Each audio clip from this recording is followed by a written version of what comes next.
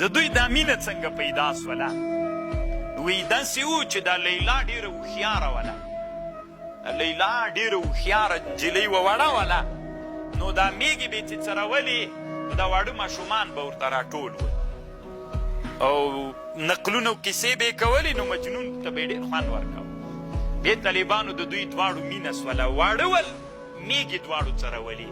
بس د دې وړکیتوب نه د دوی دواړو مینه پیدا سوله. او چې مینه پیدا سوله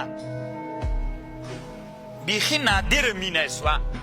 د هغې زمانې نه دا مینه داسې په زړونو کې ترارو کا او غټېدله غټېدله تر دې پورې چې کله لیلا غټه سوله. چې غټه سوله نو پلار یې بنده کړله چې نوره به ته باندې نه وځي. نو چې بنده یې کړله نو دا ده باندې سخته تمامه سوله. داسې یو حالت سره مجنون مخ سو چې لیونتوب ته ورسېد. د مجنون نوم ورباندې کېښودل سو. یو شعر یې ویلی طالبانو، دلته امام ذهبي نقل کړی، خو ټول به نه درته وایم، هغه حاصل به درته وایم. په دې شعر کې داسې وایي چې کله دا ترې بنده کړله د لیلا بنت مهدي ام مالک العامریه، بیا چې تر بنده کړله وی دا عقل یې زایل سو، لیونی سو.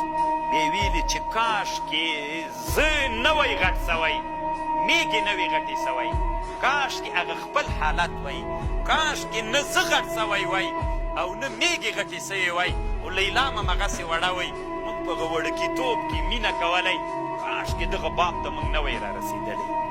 الی الیوم لم نکبر ولم تکبر البهم، کاشکې نه زه غټ سوی وی نه د حیواناتو میږې غټې سوی وی، هسې واړه واړه د میږو بچي وی چې غاری وی او په دشتو کې څرېدلی، څه خوند به یې کو دې حالت ته راورسېدلو.